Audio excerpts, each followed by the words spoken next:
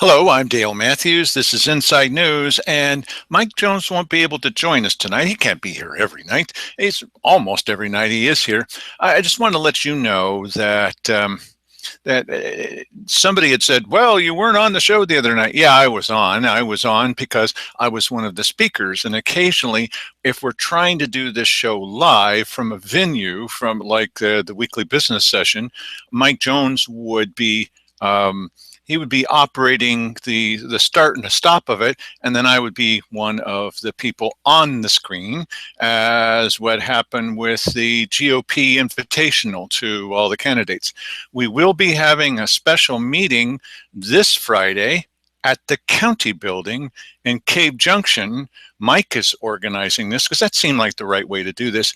And he is inviting all candidates that are running for county commissioner to be there. Now, we're going to start with just a little funny thing, and then we're going to show, as we did a couple of nights ago, we had all of the people who agreed with Cheryl Walker that the governor coming down here taking over is a brilliant idea, and we played them all. And then tonight, what I'm going to do, and probably tomorrow night, because there's a lot, I'm going to play back all of the people that opposed that idea. And that also includes the candidates, with two exceptions. All of the candidates for commissioner, and there's a bunch of them. There's, I don't know, 350 candidates, something. Well, you know what I mean. And they all oppose the idea as well. And they don't need months and months and months to think about it. But I just thought I'd start off with something just a little bit funnier. I called Bill Meyer over at KMED because I'm on there once a week and have been for a long time now, well before running for some kind of goofy office. And it's not goofy, I know. I just have a hard time making a big, huge deal of myself. Big deal. And he really wanted to know about Cheryl's decision, Cheryl Walker's decision not to run, and also a bit more about House Bill 3453, which is now called Chapter 753. And so I was on there speaking. And as happens almost every time when I'm on the Bill Meyer show, Rika Brown wants to inject her take on things. She kind of follows me around to this and really wants to let everybody know how much she knows.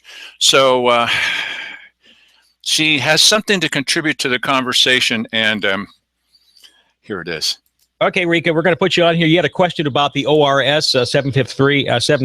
Go right ahead. You with Dale. Let's hear it. Well, I'm not so sure about ORS 753 anymore because I looked it up for Oregon Laws 2015, and it relates to immigration, not to this emergency thing. Oh, brother. But anyway, Dale, can you cite for us precisely where in that law it says that we have to match what the state puts up? No, nobody can because it's not in there. Okay, then why do you say it is? It's not in there one way or another, now is it? And you know that because you've read it. Okay. So Rika Brown has done extensive study on this subject, and she is certain that Chapter 753 is all about immigration. And so what are we talking about? It does remind me again of that story of the older guy. This is a true story that was going down the street the wrong way in front of the Ann Basker and was honking at everybody. Everybody's going the wrong way. What's the matter with all of you? I thought that was just Cheryl Walker, but no. It's also Rika Brown. So we're going to, I am going to play back for you some things that happened to some of the people that spoke that are not in favor of the state coming down here and taking over under Chapter 753, which is not about immigration. Thank you very much. And the first clip has me in it, and you'll see that I'm now apparently such a tall guy, I can't even fit myself within the screen. It's because I have to leave the camera sitting there by itself so it will burst into flames as I walk away from it. And you know the inside story of that. And here's what I had to say, and then I'll take myself apart and laugh about myself. Here we go.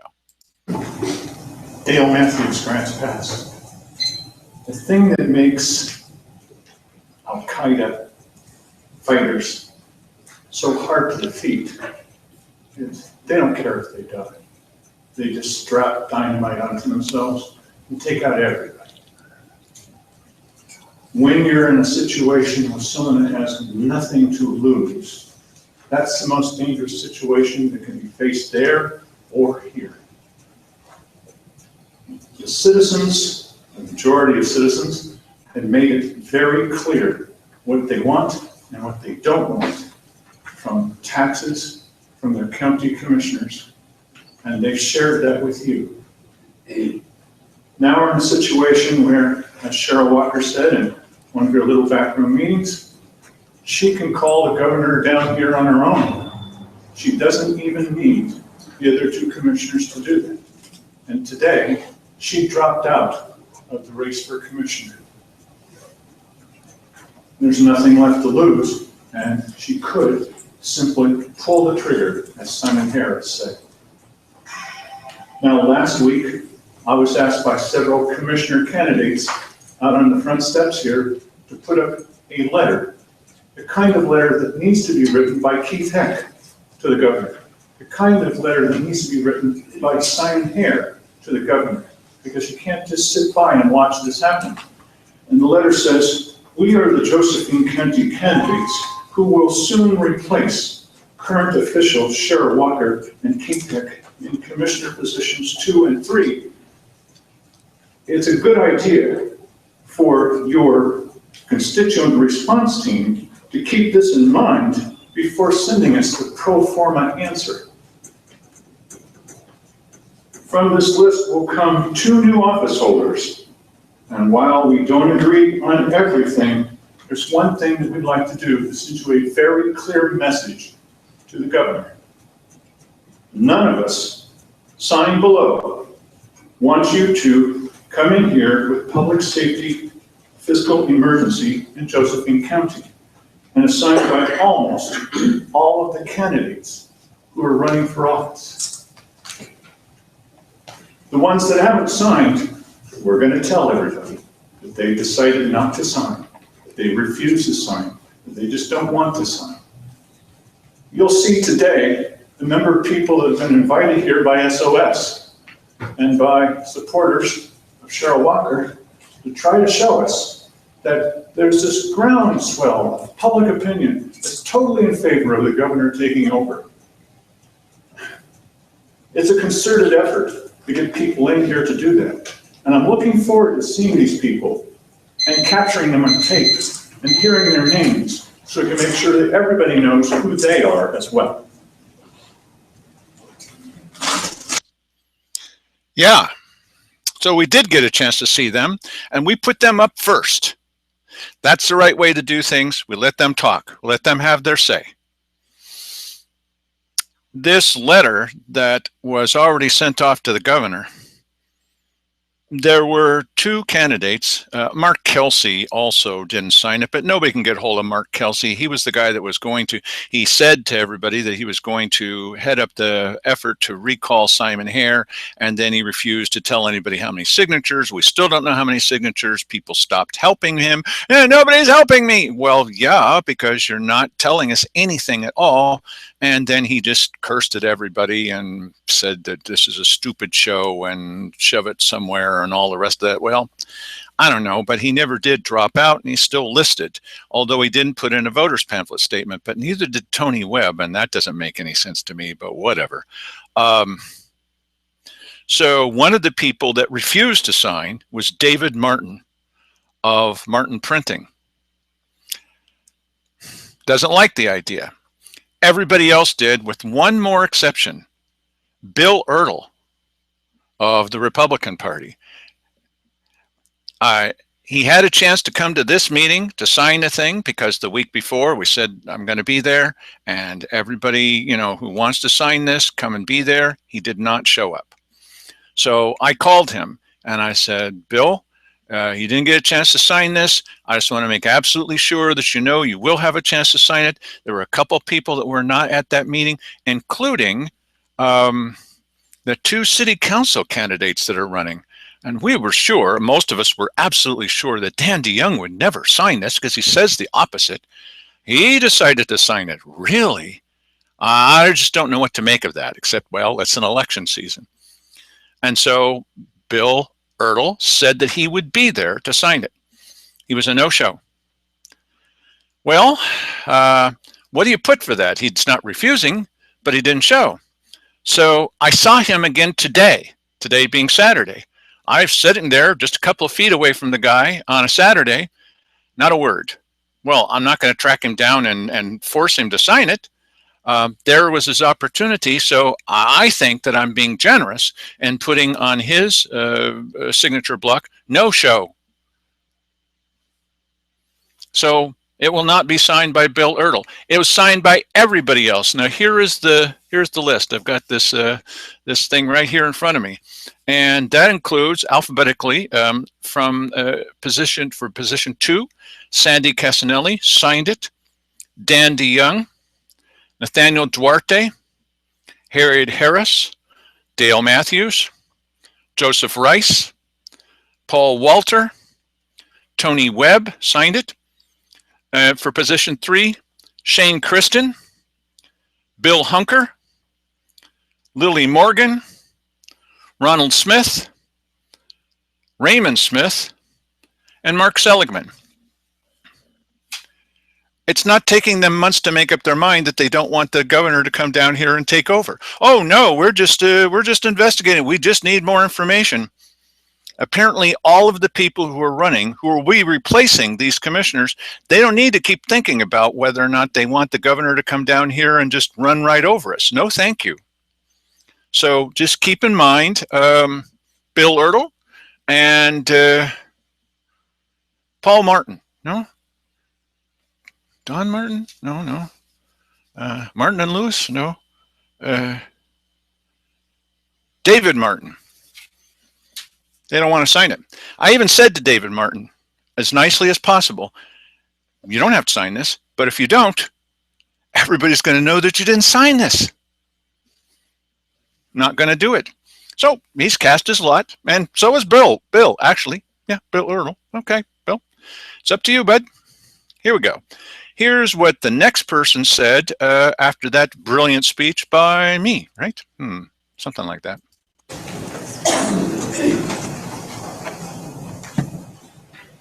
Come on.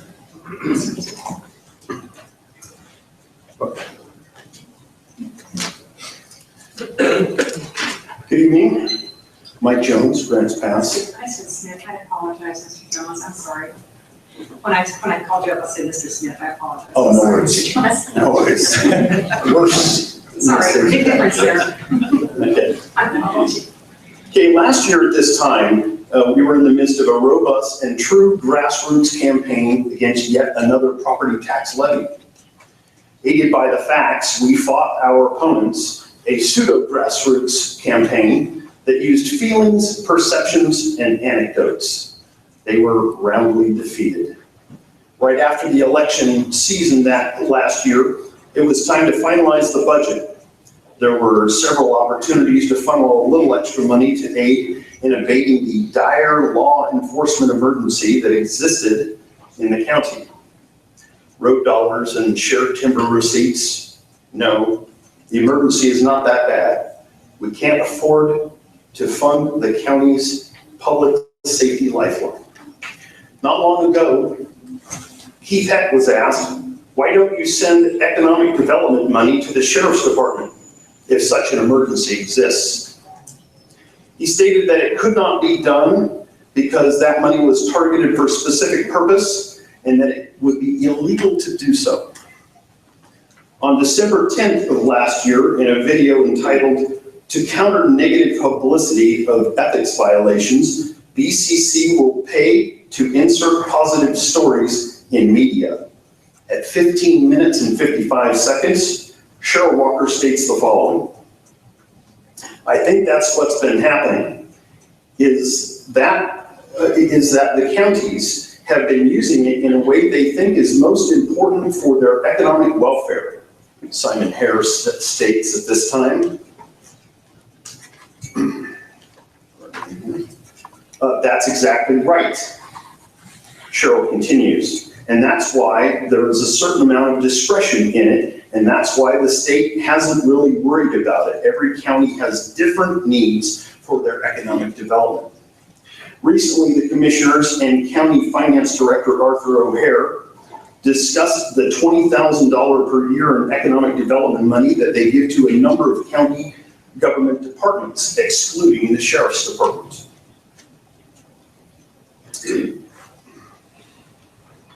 And that they give a number of county presidents, okay. Because of inflation, it should be adjusted to $25,000 a year. They have the option for, and routinely do apply for, and are granted greater sums to fund projects in that department. There will be no money given to the Sheriff's Department that isn't newly extracted from the pockets of citizens. In short, no real emergency exists, only a lame duck commissioner with a desire to show her contempt for the people by exercising unjust power without the consent of the government.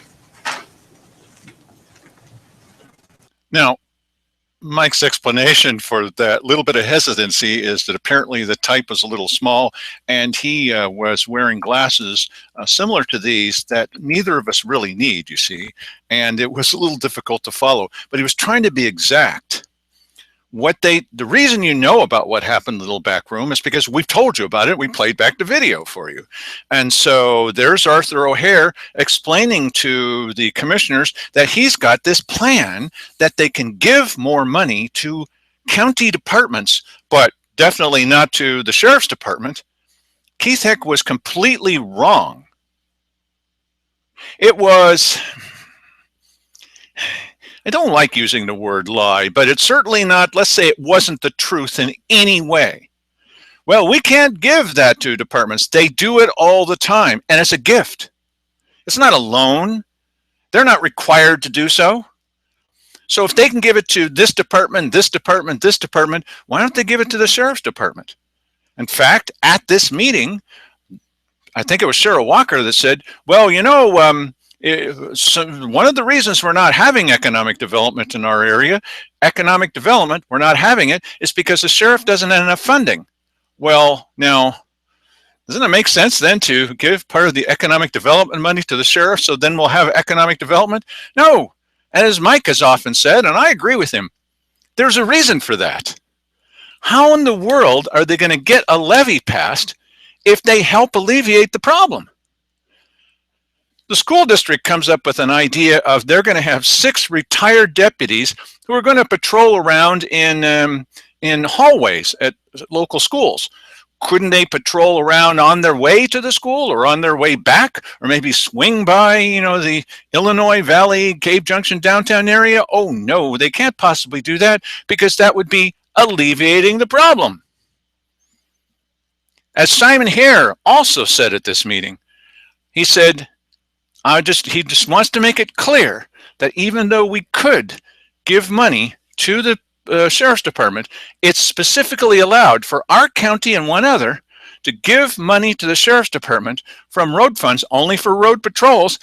He will not allow that to happen as long as he's a commissioner. He's never said it that strongly before. That's why if you get a couple of people in there that are pro-law enforcement and who are fiscal conservatives, they will listen very carefully to Simon Hare, let him have his entire feelings. He can say everything he wants, and then they're going to vote, bam, bam. Sorry, Simon, you do not win. We're placing part of that money in an emergency fund for all emergencies, including road funds, yes, and also for the Sheriff's Department because it's an emergency situation, right? Strange emergency. You heard us say the last couple of nights that Keith Heck, his top priorities don't even include law enforcement. But somebody on the staff or Cheryl Walker or somebody else dressed that up for this meeting, and now suddenly law enforcement is at the top. It wasn't even on his list. It was number 5 for Cheryl Walker. Now suddenly it's number 1 for everybody. I wonder why. Could it be that they're running for office and that's why? Oh, that's just, well, that's rude to even suggest such a thing, that they would do that for political reasons. I don't know. You make your own decisions. What do you think? Why would they do such a thing? Okay, so what does the next person have to say in this show, which is called The Force Awakens #1? We're the Force.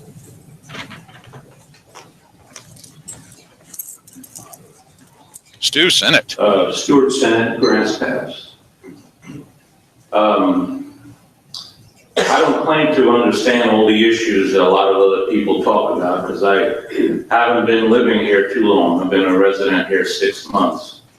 But the one thing that I have observed is that the people's will is pretty clear in this area. People don't want to pay more money, they don't want higher taxes. They're waiting for government to represent them properly. And I don't have to understand the issues, but I understand how government should function. Why, when we elect you to sit on our behalf and run the county's business, we expect a certain amount of talent from you people. And if you are willing to give up our authority and let the state run the county, then you're obviously lacking in ability and talent to do the things we need you to do.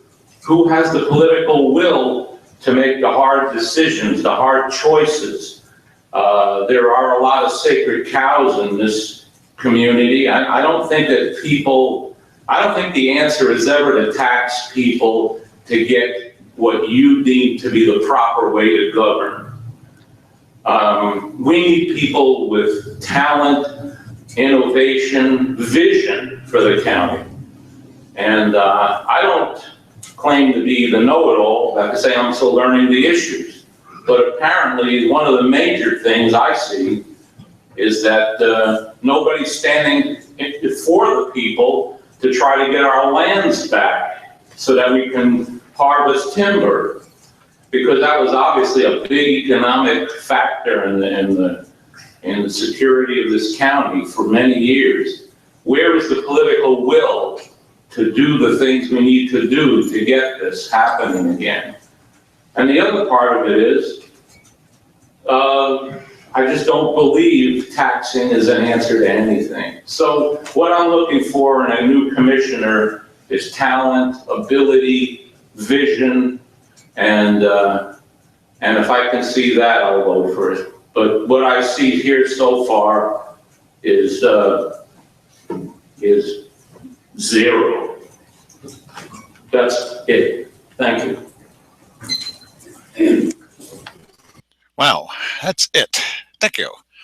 So you saw that guy in the background that was running the camera. Afterwards, he ran up to talk with the commissioners to get, the real facts. I just talked with Stu Sennett a little earlier today. And those are all of the clips that we're going to play back from that meeting. I'm going to save some of them for tomorrow because we'll try to make it in at 45 minutes.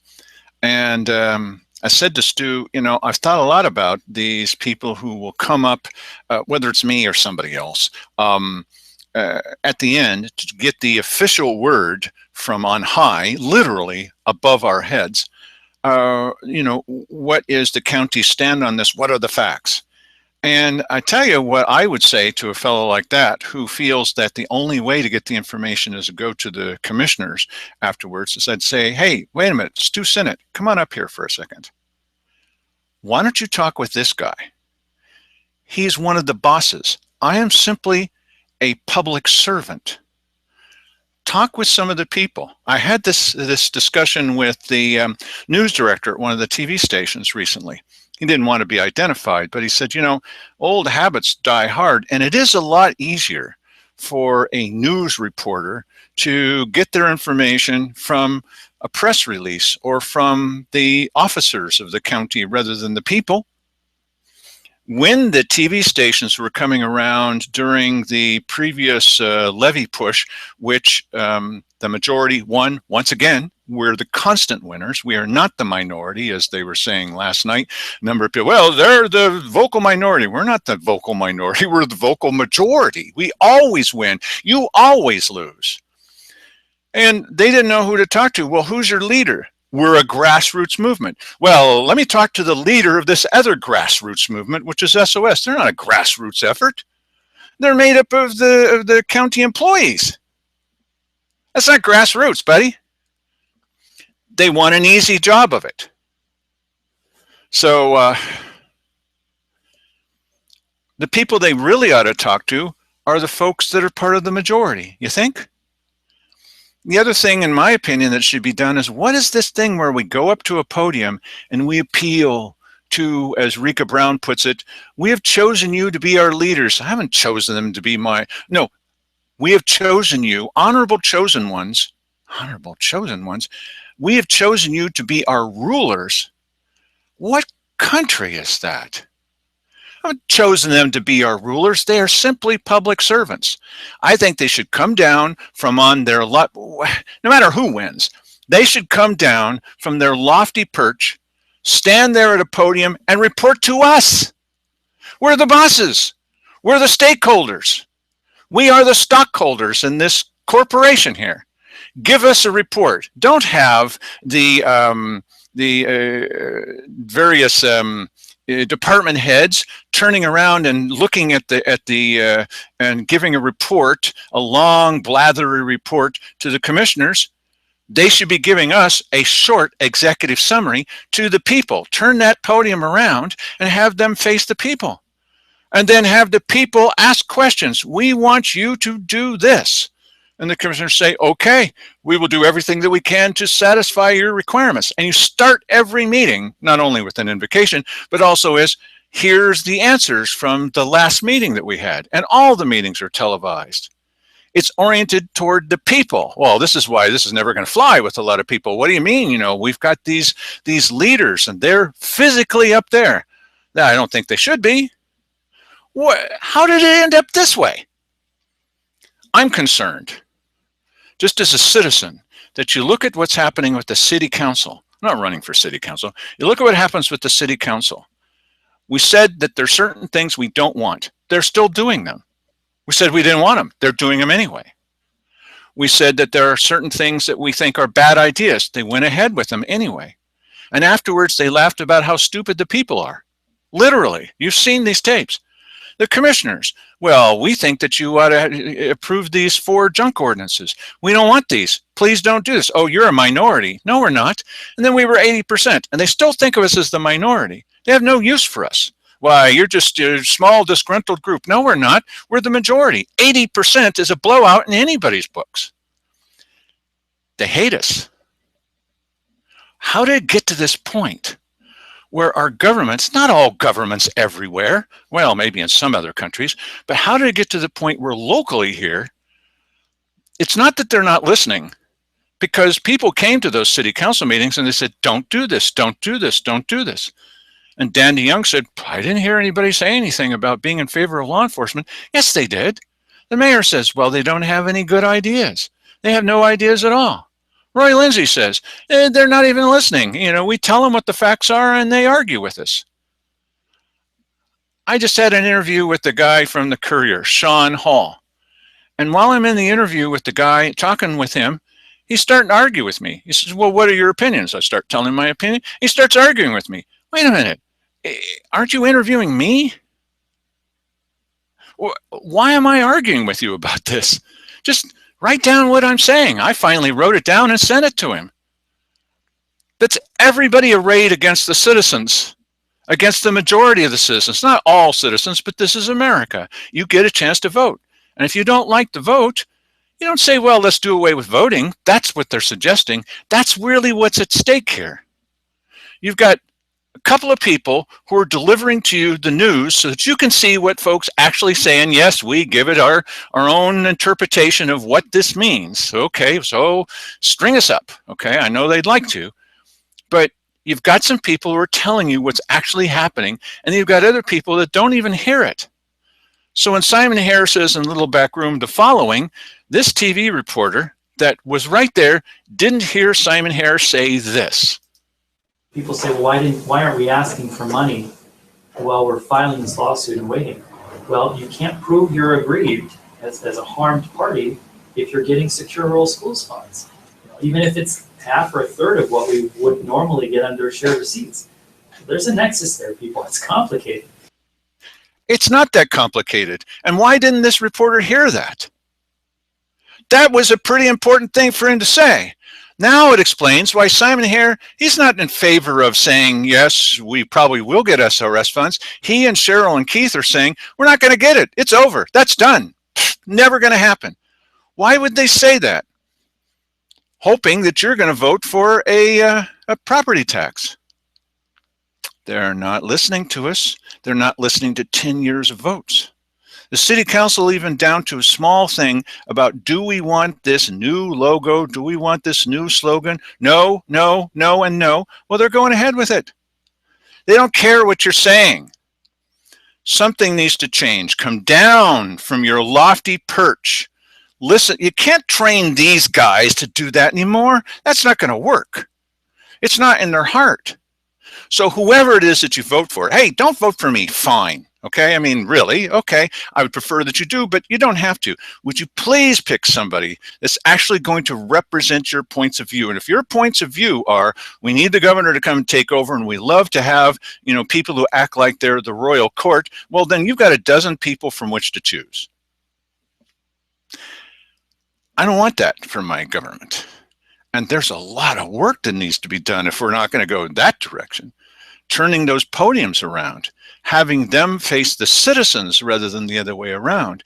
And then people come up and they can ask their questions and they can give us their instructions. We want you to do this. We're paying you a whole bunch of money. You better do as we say.